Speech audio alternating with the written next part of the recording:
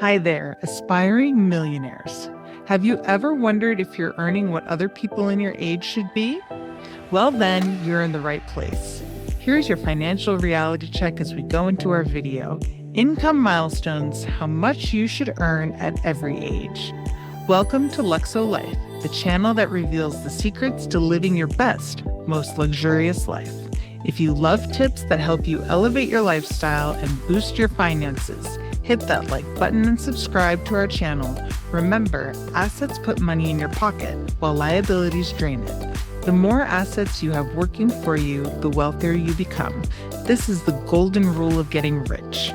So, without further ado, here are 13 assets that are making the rich even richer. Now, let's jump right into the first wealth-building asset, cold, hard cash. It might seem old-fashioned to keep money in a bank, but it does earn you some interest. The downside? These days, interest rates are so low they barely keep up with inflation. Yet, cash remains a powerful asset. Take Apple, for instance, they have over $150 billion in cash reserves. That's what we call liquidity. Why do the wealthy prioritize having so much cash? Two key reasons. First, having liquid cash means you can jump on opportunities the instant they appear. Imagine spotting the investment deal of a lifetime but not having the funds to act on it. Frustrating, right? Wealthy individuals keep cash ready to seize these golden opportunities whenever they arise. Second, cash enables higher returns through direct transactions. When you pay in cash, you can often negotiate better deals and even lend money at higher interest rates. This is known as peer-to-peer lending. There are numerous platforms where you can lend money to others and earn interest. While banks might offer less than 1% interest, peer-to-peer lending can provide returns ranging from 7% to as high as 20%. But a word of caution, always stay vigilant and rational. If something sounds too good to be true, it probably is. Number 2, real estate. This one's a game changer. Why, you ask? 2 major reasons. First, rent payments. Owning real estate means you can enjoy a steady stream of income flowing in every month with minimal effort. If you're savvy, you can ride the latest tech trends and switch from traditional rentals to short-term rentals for even higher returns. Just remember, short-term rentals require a bit more hands-on management. Second, property appreciation. As the population keeps growing, so does the demand for housing. This ongoing demand means property values are consistently on the rise, making real estate one of the best investments you can make. Now, let's break down the types of real estate assets. Residential buildings are your typical homes or apartment buildings where tenants pay you rent to live there. Office buildings are spaces where businesses operate and they pay you rent for the workspace. Commercial buildings are retail spaces where businesses sell products or services, and again, they pay you rent. Land can be developed, farmed, or simply held onto as it appreciates in value over time. Here's a crucial point to remember. The house you live in is not an asset. It's a liability because it costs you money without generating income. Real estate is a powerful way to grow your wealth, but there's more to come. Number 3, bonds. When governments or businesses need cash, they issue bonds, which are sold to investors like you. By purchasing a bond, you're essentially lending money to the issuer, and in return, they promise to pay you a fixed amount each month. Bonds come with an expiry date ranging from 1 month to 30 years. These are super safe investments because they're often backed by the government. However, low risk in business means low reward. Bonds typically offer around a 3% yearly return, which is better than most bank interest rates, but not very exciting for beginner investors. Once the bond matures, the principal amount is returned to you. You can buy bonds directly from the Treasury Department or through a brokerage firm. Number 4, stocks. Stocks aren't as complicated as Wall Street movies make them seem. Buying stocks is a straightforward way to own a percentage of a publicly traded business.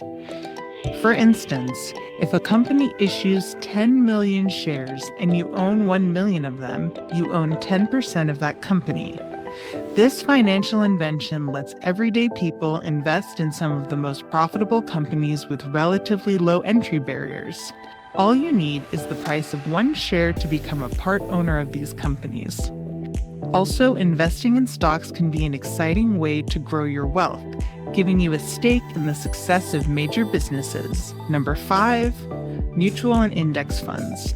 If buying individual stocks lets you invest in specific companies, mutual and index funds let you invest in a whole basket of companies all at once. This approach offers diversification, making it a safer investment. Statistically, index funds are among the best performing asset classes. The 5 most popular index funds are Fidelity Zero Large Cap Index, Vanguard S&P 500 ETF, Spider S&P 500 ETF Trust, iShares Core S, and Pay 500 ETF. And Schwab S-Time can be risky and complex. That's where index funds come in. The S&P 500 index, for example, includes the top 500 performing companies. If a company falls out of this top 500, it's replaced by a better performing one. The average annualized return for the S&P 500 index over the past 90 years is about 9.8%. Index funds are essential for anyone looking to build long-term wealth. Number 6, equipment. Equipment that generates income or boosts your productivity is a valuable asset. For instance, if you're a farmer, your tractor is an asset. If you're a programmer, your laptop is an asset. If you're an Uber driver, your car is an asset. The key is whether the equipment directly contributes to your income. However, if your income doesn't rely on a car, buying a new one is a liability. Many people mix up assets and liabilities, justifying unnecessary purchases as assets. This often leads to financial mismanagement and a lack of self-control. Remember, just focus on investing in equipment that truly enhances your earning potential. Number 7, patents. Patents are incredible assets. For those unfamiliar, a patent protects your new invention by certifying you as the inventor and detailing what your invention does. This protection means companies must pay you to use your invention, and if they don't, you can take legal action. Patents hold immense power and value in the business world. A single patent can make you rich, as all the best inventions are backed by patents. To put it in perspective, consider some famous patents. The Slinky has generated over $3 billion in sales. Scott Singer invented the koosh ball, which Hasbro bought for $100 million in 1997. The big mouth Billy Bass, the singing fish that once adorned many walls, was also worth over $100 million. Other iconic inventions like the Magic 8 Ball, hula hoops, and countless products featured on Shark Tank or teleshopping channels owe their success to patents. Number 8, trademarks. While patents protect inventions, trademarks safeguard your symbols, words, or phrases. This is vital for brands because a recognizable logo or name can significantly boost their success. If you own a valuable trademark, you can license it for commercial use, and companies must pay you for the privilege. A prime example is Michael Buffer, who trademarked the catchphrase, "Let's get ready to rumble," in 1992. Every time it's used commercially, he gets paid. Since trademarking it, he's made over $400 million from that one phrase. Trademarks can be local or international, but enforcing them can be tricky. In fact, 1 in 5 U.S. companies reports that their intellectual property is being infringed upon by companies in China. This rampant infringement contributes to China's rapid growth, with an estimated $600 billion in intellectual property being stolen from the rest of the world every year. Number 9, brand and goodwill. While there are subtle differences between the two, both are incredibly valuable to any business. A brand represents the impression a company leaves in the minds of consumers, essentially what they stand for and how they present themselves. Goodwill, on the other hand, is the emotional connection people have toward the brand. A brand is crafted by the company and reflects its effort to project a specific image in the marketplace. Goodwill comes from how the company treats its customers, its positive impact on the community, and how much people appreciate its existence. Cultivating goodwill is challenging, but it can be so powerful that people will rally to save a company from bankruptcy just because of the goodwill they feel toward it. The Kardashian family is a prime example of branding success. When Kim or Kylie puts their name on a product, sales soar regardless of whether the product is superior to the competition. For instance, Kylie's lip kits made her a billionaire, and Kim earned over $1 million per minute from her Kimoji app. To give a simpler example, consider a simple black shirt that you can buy for under $2. But if you slap a Disney logo on it, that shirt can sell for $10.99, all because of the intangible value the brand adds. Number 10, people. Many don't realize just how valuable people are as assets until they're gone. Companies aren't real entities. They're just names, ideas, and innovations wrapped in an imaginary structure validated by the state. The true driving force behind any company is its people. A single individual can dramatically shift a company's trajectory with their ideas. For example, replacing Steve Jobs with the former Pepsi CEO nearly drove Apple to bankruptcy before it became one of the most beloved tech brands. Consider Apple's lead product designer, Jony Ive, who designed iconic products now in the hands of billions. Companies often acquire startups just to bring in talented individuals, a practice known as acqui-hiring.